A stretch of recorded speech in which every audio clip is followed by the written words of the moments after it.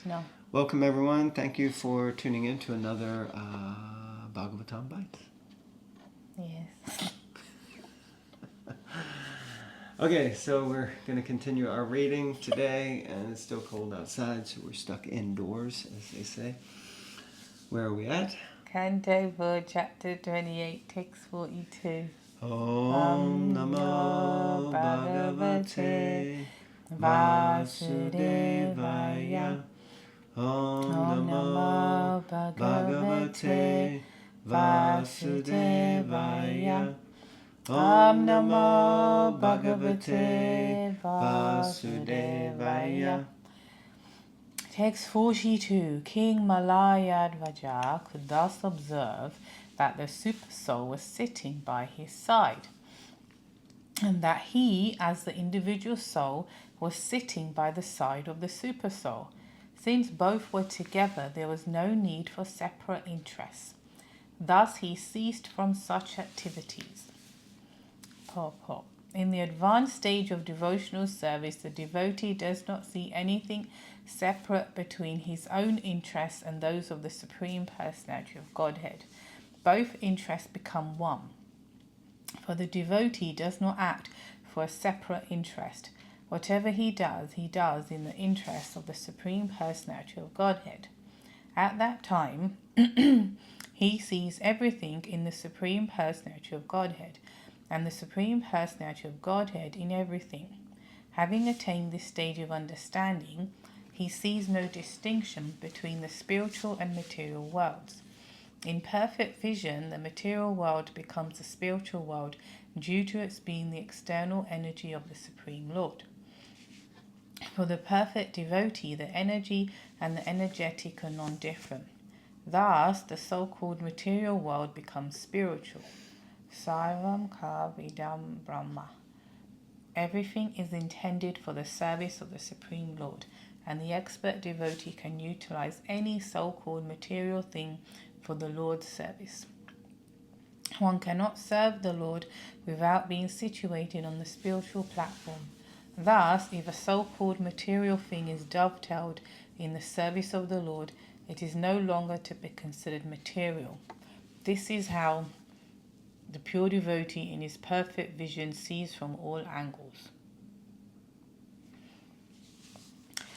I think we can, obviously, the obvious example here is Prabhupada and how he used everything in Krishna's service. Like he would say, the dictaphone, the typewriter, obvious ones. But when I was reading it, I was just thinking maybe not obvious ones, but also obvious is the people that he had to deal with. Where, even now it's like when you see certain people come to the temple, if you're out on books or preaching, Prabhupada accepted all those people that we might be like, I'm not sure about that. That one's a bit smelly. That one looks like he's on drugs. That one just looks crazy. But he took all those people. So in other words, he used everything. He could not just objects. I don't mean a negative way used, but he picked everything up because he was single-pointedly determined in his mission, which is to create to have everyone become Krishna conscious, to preach. So he's using material things like, okay, I need a typewriter, I need dictaphone, and for sure, if he was around later on, like laptops, computers, whatever, But then he also used, not in a negative way, but they wouldn't. I say material things referring to the people because they weren't seen as pure devotees then. Ironically, now we see them as senior devotees for the most part, the ones that stayed or whatever, and we glorify them. But then they were not seen like that at all. But he still used these material things or people all in the same way as he used the dictaphone and the typewriter, which is in Krishna's service. Okay, young man, young lady, can you paint? Great, do this. Can you build a car? Oh, wow, to do this, Okay, so he engaged everything and everyone in Krishna's service. And that's his success, that he just didn't, yeah, even like we use the example when we're doing tours and Masha's gifts of the bum that came in with the toilet paper, and even that he was appreciative. See, Krishna, how everyone wants to serve. So I was thinking, yeah, it's such a powerful vision like that. And if we look beyond this person's annoying or crazy or whatever, and we just somehow, how can I connect that one? Even if it's literally, oh, are you leaving because they're crazy, whatever. Can you just take this with you? And they maybe, so they're doing service by taking something, putting it in the trash or whatever. Or, yeah, it's such a powerful way to think or be, because that's what he did. Prabhupada did. He included everyone. But it wasn't out of sentiment. It wasn't like an old Indian man coming and, like just being, oh, you're like my grandchildren. Like that. It was in the same way he was using things, he was using people, which is in Krishna's service. So I just thought that encapsulated what is being said here. This is how the pure devotee in his perfect vision sees from all angles, and he dovetails this everything in the service of the Lord. Powerful. Yeah.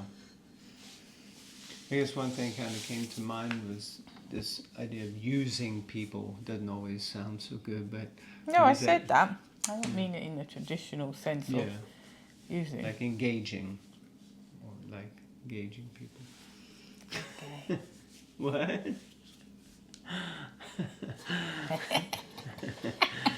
Next verse.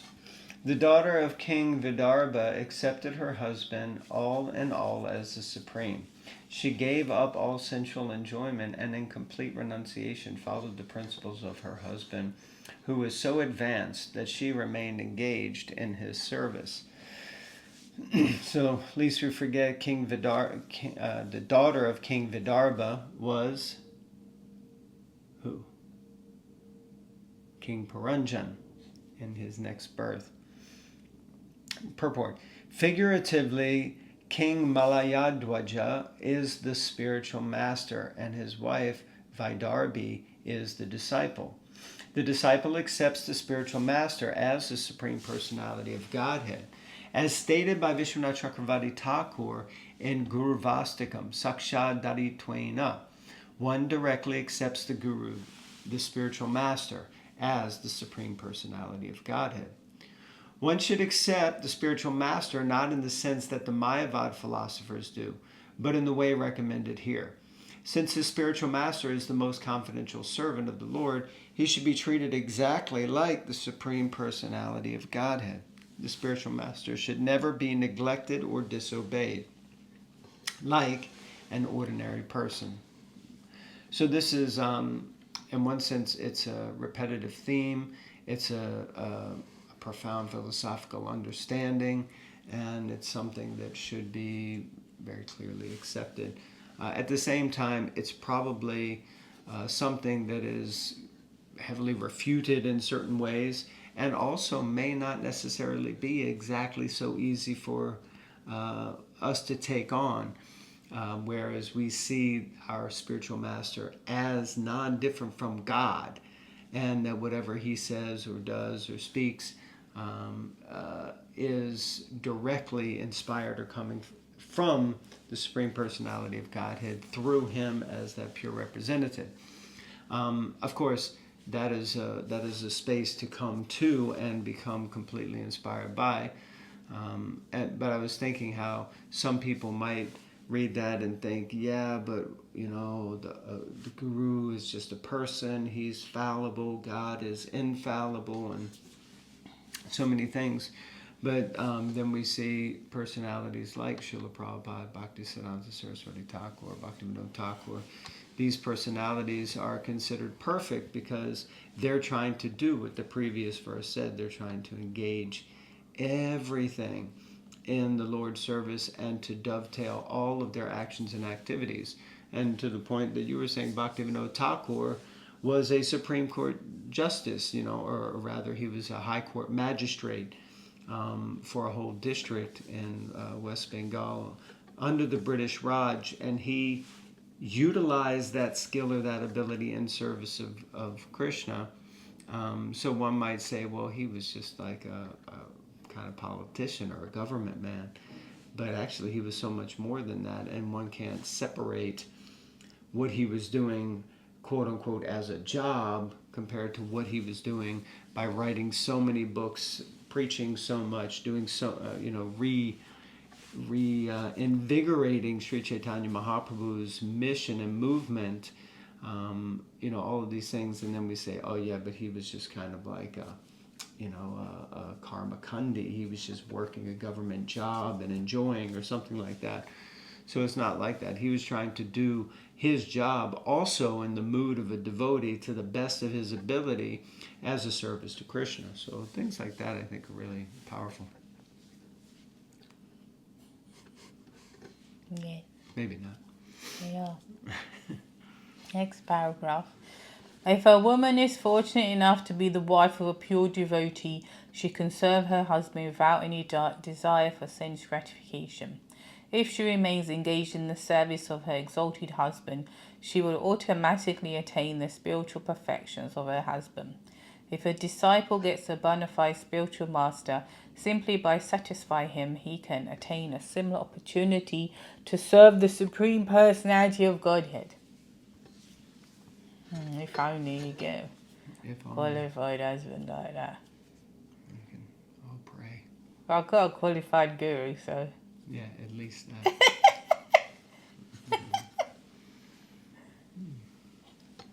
Yeah, okay. One more for the road. Text 44. The daughter of King Vidarbha wore old garments, and she was lean and thin because of her vows of austerity. Since she did not arrange her hair, it became entangled and twisted into locks. Although she remained always near her husband, she was as silent and unagitated as the flame of an undisturbed fire. Purport. When one begins to burn firewood, there is smoke and agitation in the beginning. Although there are so many disturbances in the beginning, once the fire is completely set, the firewood burns steadily. Similarly, when both husband and wife follow the regulative principles of austerity, they remain silent and are not agitated by sex impulses. At such a time, both husband and wife are benefited spiritually. One can attain this stage of life by completely giving up a luxurious mode of life. Well, there you go. So much in there about the sort of luxurious mode of life. And I guess when we hear these things, of course, to some extent, we all want to have some comfort. Thank you. I was searching for the word. Some comforts. But luxury is like, But even then, I think of someone like King Prataparudra or Shivananda Sain or what was his name? Pundarik Vijayanidhi. Personalities like this who were just naturally, they were born into or had wealth, opportunity for luxury. But at the same time, they were devotees. And in fact, they were all pure devotees. So, but I think the distinction is that we shouldn't be looking for luxury or trying to make our life luxurious just for our own sense pleasure. But if we're born into that situation, then it can be utilized in Krishna service. Just like, the story of George Harrison wanting to become a devotee and Prabhupada saying, no, you can do more by through your preaching and writing songs about Krishna and sharing them with the world, which he continued to do. And of course, being a Beatle, 1/4 of the Beatle Empire, he certainly was able to live a luxurious life. But at the same time, it was clear that he was also not necessarily attached, which is the ultimate thing. It wasn't that was, it was, his thing. Of course, I don't know. I can't speak for George Harrison directly. But the point being that, also husband and wife following the regulative principles of austerity, remaining silent and not agitated by sex impulses, then they can become benefited spiritually. So it's a work for all of us, who are in the Grihastha Ashram and those who aren't in the Grihastha Ashram, also to kind of try to remain steady in our our vows and our consciousness, and to follow the regulative principles, as Prabhupada says in the Gita, the regulative principles of freedom, liberating us from the binds of the material energy. So like that, then we can be spiritually benefited. So like that. Long paragraph. Next. Read. In this verse, the word Chiravasha refers to very old torn garments. The wife especially should remain austere, not desiring luxurious dresses and living standards. She should accept only the bare necessities of life and minimize her eating and sleeping. Oh dear. There should be no question of mating. Simply by engaging in the service of her exalted husband, who must be a pure devotee, the wife will never be agitated by sex impulses. The Vanapras stage is exactly like this. Although the wife remains with the husband, she undergoes severe austerity. Hare Krishna. Sorry about that. The video got cut off because the phone storage was full. So we're just going to finish. We had to change phones and continue, but we're just going to finish now with this paragraph. All right. The Vanaprastha stage is exactly like this, I think. The Vanaprastha stage is exactly like this. Although the wife remains with the husband, she undergoes severe austerities and penances, so that although both husband and wife live together, there is no question of sex. In this way, both husband and wife can live together perpetually. Since the wife is weaker than the husband, this weakness is expressed in this verse with the words upapatim. Upa means near to or almost equal to. Being a man, the husband is generally more advanced than his wife. Nonetheless, the wife is expected to give up all luxurious habits. She should not even dress nicely or comb her hair. Well, I've got those covered, anyway. Hair combing is one of the main businesses of women. I don't know about that. In the Vanaprastha stage, the wife should not take care of her hair. That must be in Vanaprastha. Thus, her hair will become tangled in knots. Consequently, the wife will no longer be attractive to the husband. Okay, it's very diplomatic. And she herself will no longer be agitated by sex impulses. In this way, both husband and wife can advance in spiritual consciousness. This advanced stage is called a Paramahamsa stage, and once it is obtained, both husband and wife can be actually liberated from bodily consciousness. If the disciple remains steady in the service of the spiritual master, he need no longer fear falling down into the clutches of Maya. Well, there you go. It's always the woman that gets the blame. What can I say? How's that? It's just a phrase. It's just a phrase. I ain't finished yet. Why is there a line across the screen like that? Can you see it? It's okay. It's not being recorded. It's to show that this is balanced or not balanced. Jeepers. Anyway. I have advanced settings on my phone. Oh. I see. That's luxurious. Okay. Anyway, the point is that both husband and wife need to be qualified. So the wife cannot fall into line, so to speak, if the husband's not, if he's a bit of a dodo. So the husband, that's like with anything. That's why I think the example of the spiritual master keeps coming up, because it's like, if your spiritual master is not bona fide and like fixed up and proper, then you're not going to follow properly, are you? For the most part.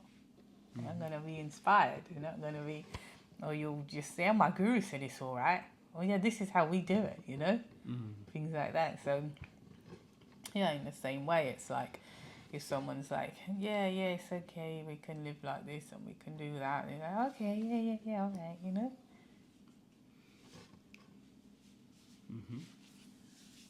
That's it.